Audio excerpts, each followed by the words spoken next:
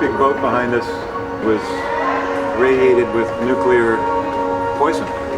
And the tragedy was that they weren't told, weren't warned.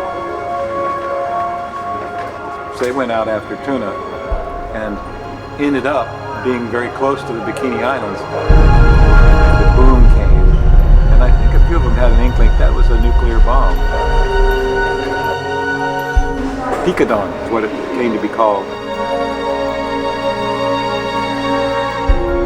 3 hours after the bomb went off on Bikini Island, this nuclear ash came down and fell on the whole boat, all the people, and the fish that they had caught, these large, gorgeous tuna.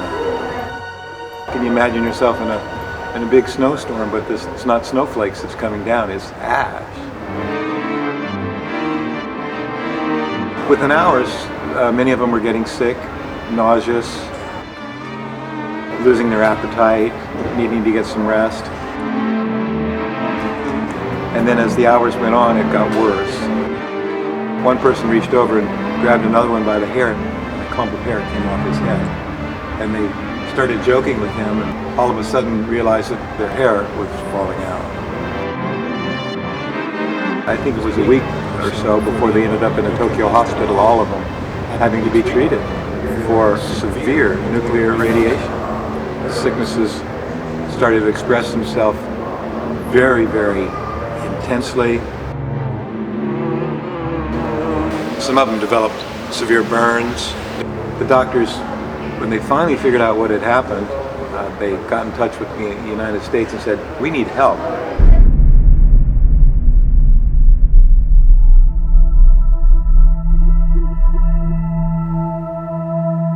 My dad was in the diplomatic branch of the United States Air Force.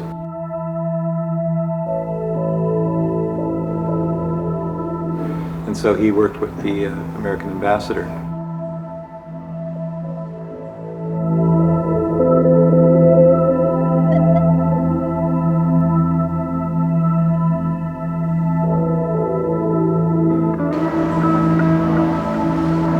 In 1954, when this actually occurred, I was living in Tokyo as a 7-year-old child.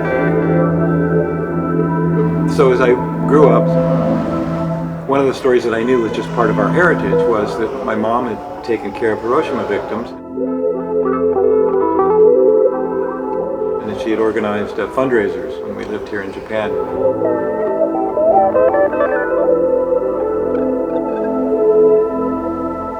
As I became more and more aware of the nuclear tragedy of Hiroshima, it just haunted me.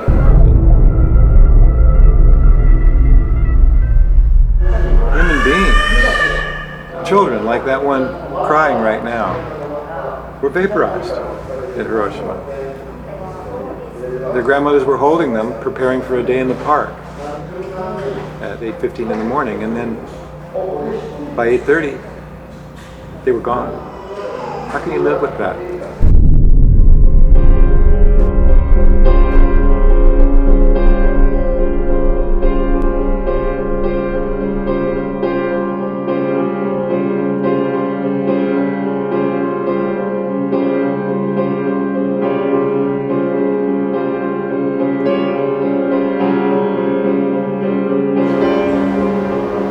When I discovered that I could dance at an older age, I left a teaching position at the University of California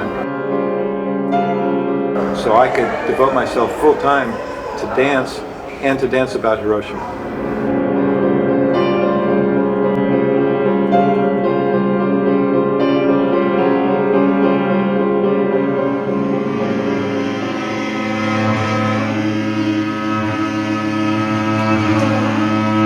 My first dance is about Hiroshima.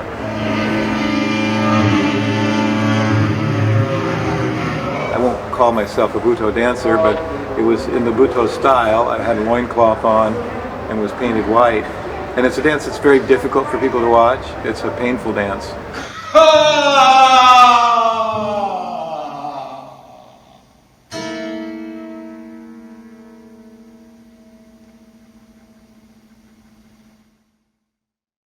This could be our stage.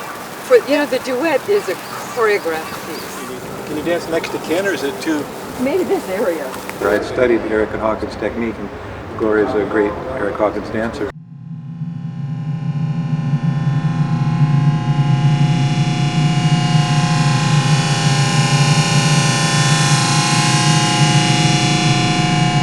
We started to relate to the boat.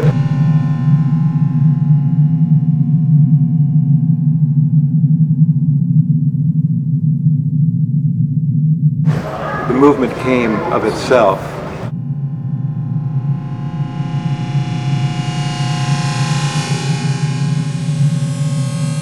And we want to make the movement not so flashy because the boat says something.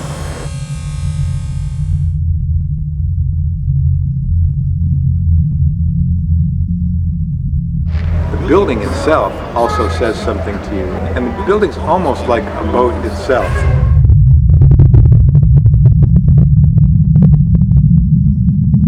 It's not something I can express in words, the incredible power of the building.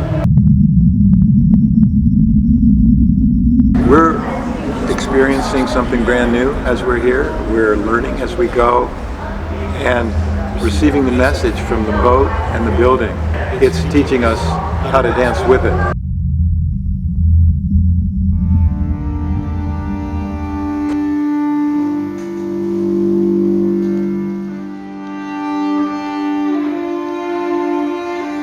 You see the pictures on the wall of the fishermen. It's the power of humanity is what it is. What I hope is we translate that power through ourselves to greater humanity. If you feel deeply the humanity in those fishermen's eyes, you will stop nuclear bombs for sure. Can we take our humanity and turn that around?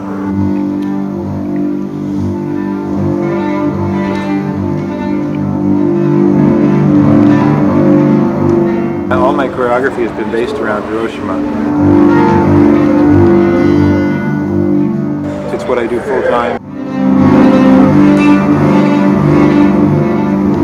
What is really my life's work right now.